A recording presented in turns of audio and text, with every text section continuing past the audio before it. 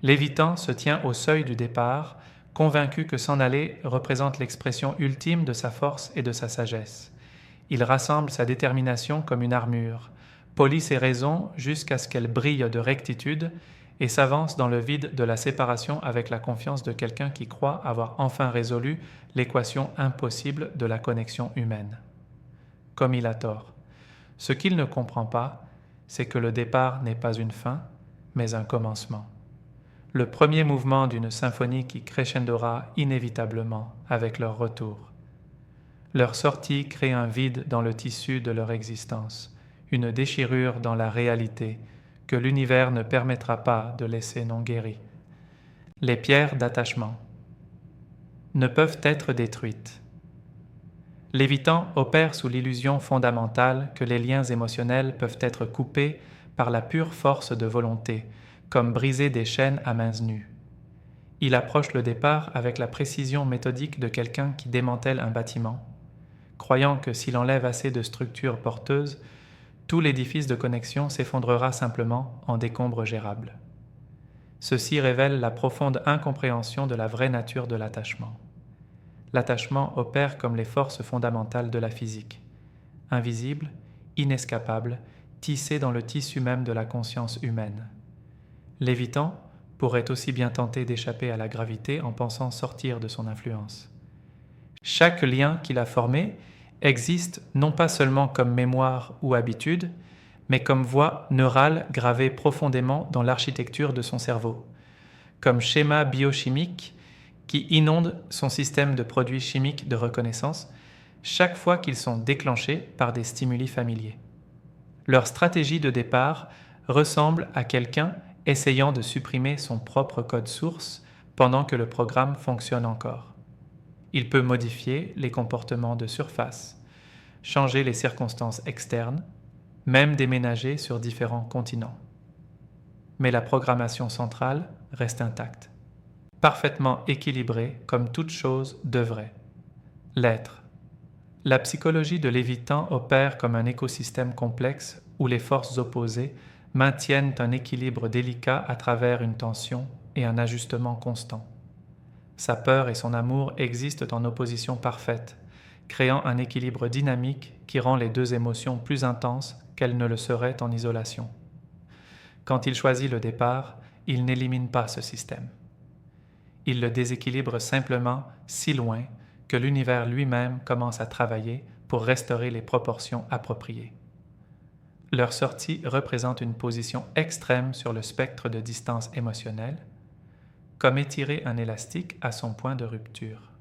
Plus il s'étire loin de la connexion, plus l'énergie potentielle se construit pour un éventuel retour en arrière. Ce n'est pas une métaphore, mais de la physique psychologique. Vous n'avez pas pu vivre avec votre propre échec. L'exil de Lévitant se transforme en confrontation quotidienne avec la vérité dévastatrice de ses propres limitations. Chaque matin apporte de nouvelles preuves de l'ampleur de son erreur de calcul. Chaque soirée tranquille résonne du son creux de ce qu'il a détruit par lâcheté déguisée en sagesse. L'échec n'était pas dans l'incapacité de la relation à fonctionner. Il était dans son incapacité à rester présent quand la présence exigeait un courage qu'il ne pouvait pas invoquer.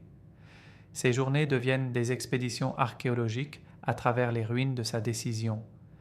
Chaque mémoire excavée révélant une autre couche de ce qu'il a sacrifié pour l'illusion de sécurité. Le poids de l'échec se compose chaque jour qui passe comme des intérêts sur une dette impayée. Il commence à comprendre qu'il n'est pas parti parce que rester était impossible, mais parce que rester exigeait une version de lui-même qu'il était trop effrayé de devenir. Je suis inévitable. Le retour de Lévitant opère selon des lois psychologiques aussi prévisibles que le mouvement planétaire, aussi certaines que la désintégration radioactive, aussi inévitables que l'entropie elle-même. Leur départ peut sembler une fin, mais il représente simplement le début d'un processus qui conclura avec leur reddition aux forces que vous n'avez pas pu vivre avec votre propre échec. L'exil de Lévitant se transforme en confrontation quotidienne avec la vérité dévastatrice de ses propres limitations. chaque matin apporte de nouvelles preuves de l'ampleur de son erreur de calcul. Chaque soirée tranquille résonne du son creux de ce qu'il a détruit par lâcheté déguisée en sagesse. L'échec n'était pas dans l'incapacité de la relation à fonctionner. Il était dans son incapacité à rester présent quand la présence exigeait un courage qu'il ne pouvait pas invoquer. Ces journées deviennent des expéditions archéologiques à travers les ruines de sa décision, chaque mémoire excavée révélant une autre couche de ce qu'il a sacrifié pour l'illusion de sécurité. Le poids de l'échec se compose chaque jour qui passe comme des intérêts sur une dette impayée. Il commence à comprendre qu'il n'est pas parti parce que rester était impossible, mais parce que rester exigeait une version de lui-même qu'il était trop effrayé de devenir. Ils ne peuvent pas vaincre. Le schéma se déroule avec une précision mathématique observable à quiconque comprend les forces fondamentales à l'œuvre. Phase 1. Départ accompagné de soulagement. Phase 2. Liberté initiale générant une satisfaction temporaire. Phase 3. Prise de conscience croissante du vide. Phase 4. Fréquence croissante des pensées sur ce qui a été abandonné. Phase 5. Résistance active à l'attraction du retour. Phase 6. Capitulation inévitable. Les choix les plus difficiles exigent les volontés les plus fortes.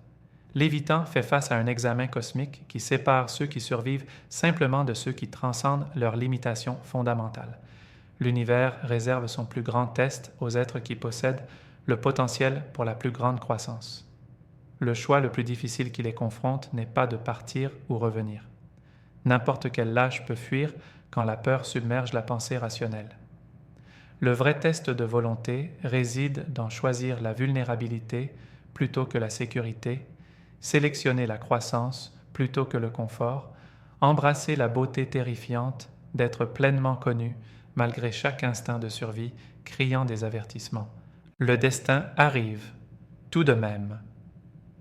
Le destin de Lévitant se déroule selon des schémas aussi prévisibles que les événements astronomiques, aussi certains que les lois gouvernant la formation stellaire et la dérive galactique. Il peut résister à son destin avec chaque ressource à sa disposition, peut construire des défenses élaborées contre l'avenir qu'il était toujours destiné à embrasser. Mais les forces cosmiques qui façonnent les vies individuelles opèrent indépendamment des préférences personnelles. Le destin ne se soucie pas de ses peurs, ses justifications ou ses stratégies sophistiquées pour éviter la vulnérabilité que la connexion exige. Comme l'effondrement inévitable des étoiles mourantes, leur chemin vers la reconnexion opère selon des lois qui transcendent la volonté individuelle. L'univers encode leur retour dans la structure même de la réalité qui les entoure. Chaque choix qu'ils font en exil, chaque moment d'indépendance manufacturée, chaque jour passé à se convaincre que la solitude les sert mieux que la connexion. Toutes ces actions ne font que remplir des séquences prédéterminées qui ramènent à ce qu'ils ont abandonné. Quand le destin arrive finalement, Lévitant l'expérimentera comme une réalisation soudaine, une décision spontanée ou une opportunité inattendue se présentant au moment exact. En vérité, leur retour représente l'aboutissement de forces qui ont construit la pression depuis le moment où ils sont partis pour la première fois. L'univers est patient, mais il est aussi inexorable dans ses demandes pour la restauration de ce qui sert son plus grand dessein.